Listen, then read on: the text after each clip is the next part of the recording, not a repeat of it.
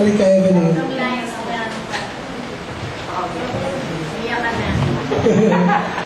Sabi mo na si Violeta.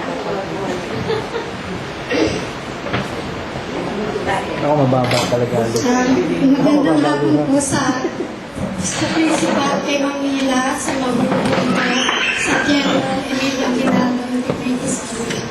Kung nakikinig po ako sa inyo kanina, natatouch po ako sa lahat ng sinasabi niyo po kay ate ko. Parang kasi po sa amin, kaya po natin kasi sa tinagan po ng magulang namin na maging ano po kami sa magkakapatid sa amin, mag-iisa po kami para sa lahat. Nagtulungan kami, magkaisa kami, parang gano'n ang problema mawala. Yung po yung ilan namin nang wala na pang magulang namin.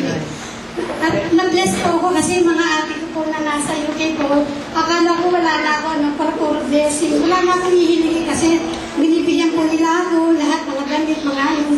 Kaya yun po, ang ginaganti ko na lang po, sa ate ko po na kung ano po yung utos niya, yun po ang susundin ko, kung saan po niya kami papuntahin, pupunta po ako. Parang ganun po para isa po para sa amin kami.